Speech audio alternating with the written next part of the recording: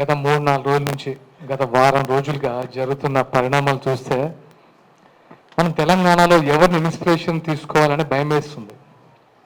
ఎవరైతే మేధావులు, ఎవరైతే మంచి విశ్లేషకులు, ఎవరైతే యువతకి ఒక మార్గదర్శకులు అనే వాళ్ళే ఇలా మాట్లాడుతుంటే నేను తప్పు చేశానా, వీళ్ళని ఇంకొక లెవెల్లో ఊహించుకున్నాను అనుకున్నాను.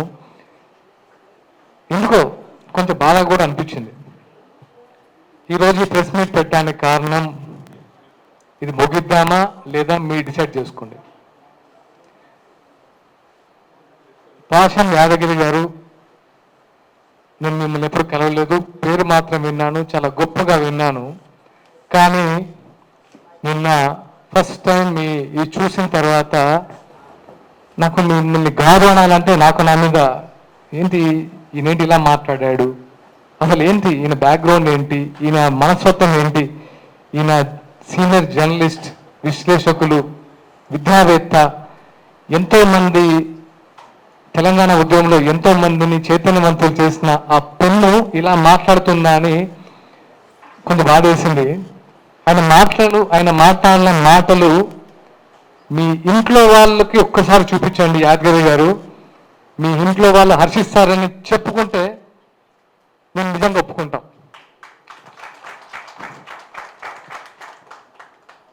ఒక పర్సన్ పట్టుకొని మీరు ఎలాంటి మాట్లాడారో ఒకసారి మీరు మాట్లాడిన వీడియో మీరే చూసుకొని సిగ్గుపడండి, ఒక్కసారైనా సిగ్గుపడండి. ఎందుకంటే ఇంకోసారి తప్పు చేయకుండా ఉంటారు. నేను పవన్ కళ్యాణ్ గారిని అభిమానం లేకపోతే నాయకుడిగా చెప్పట్లేదు, ఒక మనిషి గురించి మాట్లాడడానికి అన్నోరా ఇంకేమన్నా. పాషం యాదగిరి గారు, మీకు తెలిసిన మీ మిత్రులు చాలామంది మీ గురించి గొప్పగా చెప్పేవాళ్ళు. నేను నైట్ నుంచి సర్ప్రైజ్ ఇదా ఆయన గురించి చెప్పింది. సినిమా ఆర్టిస్టులకి సిగ్గు,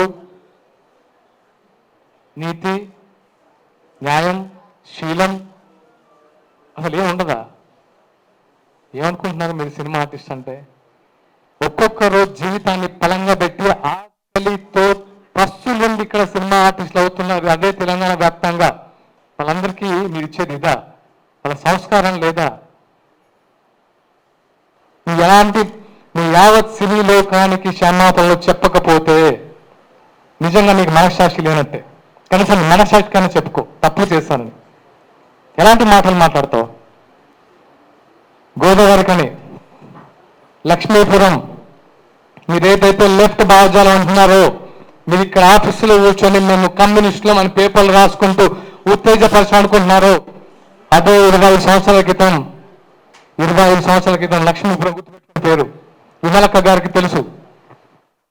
20 సంవత్సరాలు జైలు గోడల మధ్య ఫ్యామిలీని, జైలు బయట మేము. అది మీరు పెన్నుతో చేశారు, మేము గన్నుతో యుద్ధం చేశాం. తెలుసుకోండి. మీకేంటంటే మీకు మీడియా ఉంది కాబట్టి మీ పేర్లు బయట అవుతాయి. కానీ ఇప్పుడు మాకు మీడియా లేదు, మా గురించి రాసేవాళ్ళు లేడు, మాట్లాడేవాళ్ళు లేడు, వచ్చేవాళ్ళు లేడు. కనీసం రాజకీయ నాయకులు పోలీసు బూట్ల చప్పుళ్ళు 24 గంటలు ఉలిక్కిపల్లేసి వాళ్ళం. అలాంటి ప్లేస్ నుంచి వచ్చాం. మాకు గొప్ప కాదు ఇవన్నీ. మీరు ఏదో గొప్పలు అనుకుంటున్నారు. లెఫ్ట్ అంతకు మించి చేసా ఒకసారి కావాలంటే కనుక్కోండి.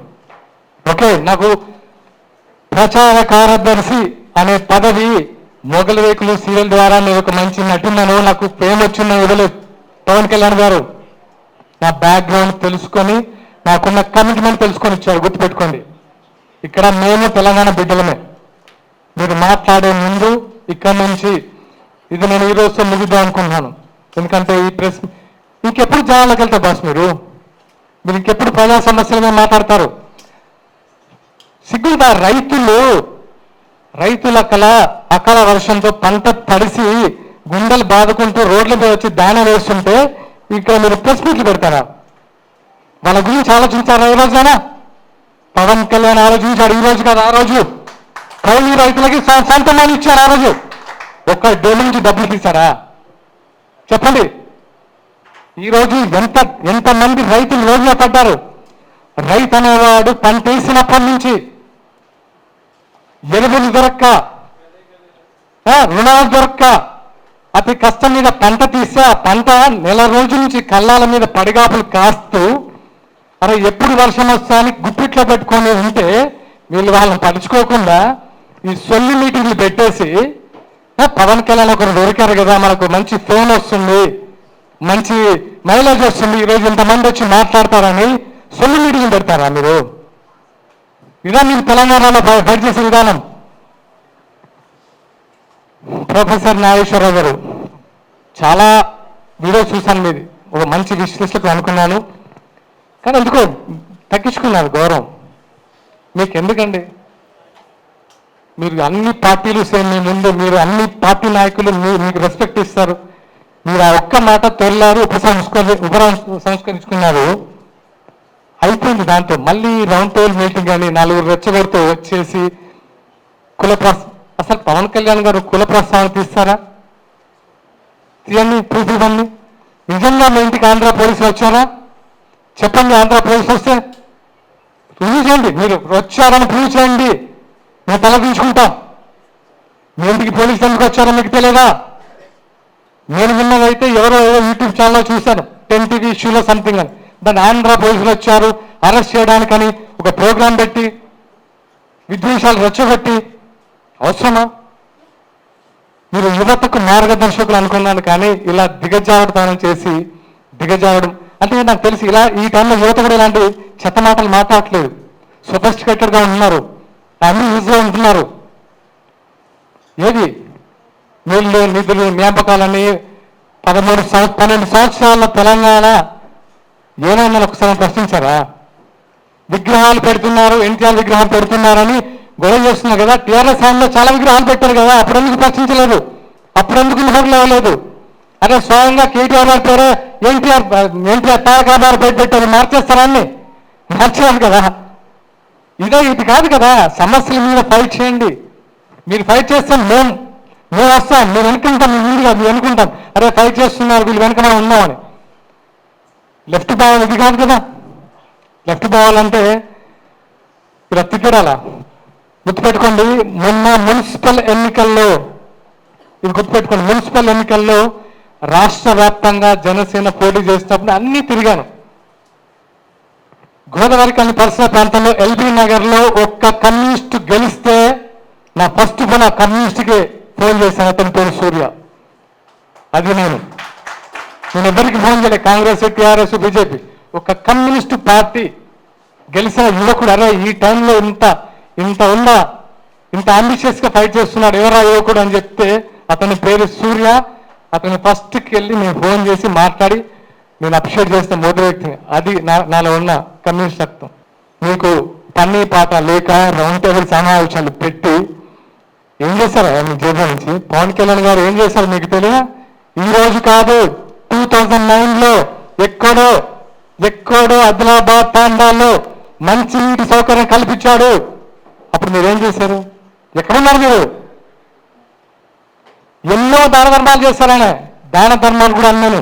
ఆయన ఒక మనిషి కష్టాల్లో ఉందంటే చేతికి ఎంత ఇస్తారు, అది నైజం. ఊరికన్నా అట్రాక్ట్ కాను, సినిమాల వల్ల అట్రాక్ట్ కాలేదు బ్రదర్. ఆయన సినిమాలు చూసేది అట్రాక్ట్ కాలేదు జన సైనికులు. ఆయన వ్యక్తిత్వం, ఆయనకంటే పెద్ద హిట్ ఇచ్చిన సూపర్ స్టార్లు ఉన్నారు, వాళ్ళకి ఇంతమంది ఫ్యాన్స్ లేదు ఎందుకు? ఆయన వ్యక్తిత్వం, ప్రతి వాడికి సమన్వయం. ఆయన ఒక ఆకలి చూస్తే ఒక ప్రొడక్షన్ బాయ్ సార్ అన్నం తినకపోతే ఫస్ట్ అతనికి పెట్టి తర్వాత దాన్ని పెట్టించుకునే టైపు. అది తెలుసా మీరు ఆయన గురించి? ప్రతి ఒక్కరూ ఆయన గురించి మాట్లాడితే కనబడిపోతాం సోషల్ మీడియాలో. మన గురించి ఇలాంటి మేము వచ్చి నా బాధపడి ఇంకా చెప్పాలి. ఎందుకంటే ప్రతిసారి మీరు అబద్ధాన్ని చెప్పుకుంటూ పోతే ఇంకా నిజం చచ్చిపోతున్న భయంతో మేము వచ్చి ఇక్కడ కూర్చొని అది కాదురా బాబు ఆయన ఇది అని చెప్పి ఇంకెక్కడ ఫైట్ చేస్తాం ప్రజా సమస్యల గురించి? పవన్ కళ్యాణ్ని హైదరాబాద్ రాకుండా అడ్డుకుంటాం. ఎవరికైనా దమ్ముందా? మీకు దమ్ముందా చెప్పండి, తెలుసుకున్నామా? ఆపగలరా? మీకు రాజ్యాంగ విలువలు తెలుసా?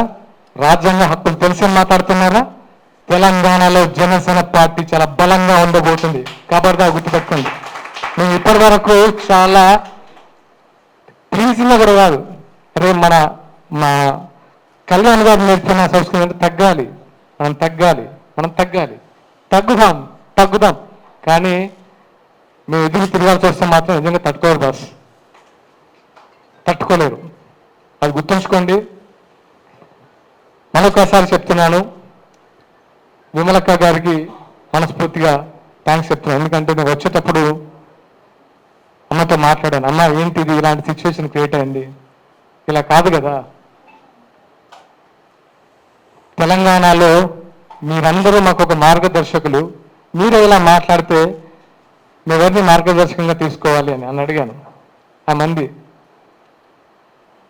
చిన్న అప్పుడప్పుడు దొరుకుతుంటాయి, దీన్ని ముగింపు పలకండి అని. అమ్మ మీకు ఇచ్చిన మాట ప్రకారం ఈరోజు నేను ముగిద్దాం అనుకుంటున్నాను, మీరు కూడా దయచేసి ముగించాలని కోరుకుంటున్నాను. అండ్ ముఖ్యంగా మీడియా మిత్రులకి కృతజ్ఞతలు తెలపాలనుకుంటున్నాను. ఎందుకంటే మా భావ ప్రకటన స్వేచ్ఛ కూడా మీరు 10 మందికి చూపించినందుకు మీకు మనస్ఫూర్తిగా కృతజ్ఞతలు. యాదగిరి గారిని నేను కూడా మీరు అన్నట్టు మాట్లాడితే మీకు ఫ్యామిలీ ఉంది, భరించగలరా? ప్రొఫెసర్ నాగేశ్వరరావు గారిని మీరు భరించగలరా మీ ఇంట్లో వాళ్ళు? మరి పవన్ కళ్యాణ్ గారి ఫ్యామిలీ ఎన్నిసార్లు భరించాలి సార్? ఎంతమంది భరించాలి? అక్కడ ఏపీలో వాళ్ళైతే నోరు పెట్టాలని తెలిసిందిగా, ఇంకెంతకాలం భరిస్తాడు ఆయన కూడా సహనం ఉంటుంది కదా. ఇంకానా 3 పెళ్ళిళ్ళు 2 పెళ్ళిళ్ళు ఏంటి రాసి? ఇంకా ప్రపంచంలో ఎవరికి సిచ్యువేషన్స్ వల్ల అవ్వట్లేదా? ఆయన ఏమన్నా రాజ్యాంగ విరుద్ధంగా చేశారా? ఆయన ఏమైనా హింస పెట్టారా వాళ్ళ వైఫ్స్ని? వాళ్ళే బయటకు వచ్చి ఆయన గురించి గొప్పగా చెప్తారు, మీకు వచ్చే నష్టం ఏంటి? ఇంకా చాలు. Thank you all, thank you so much.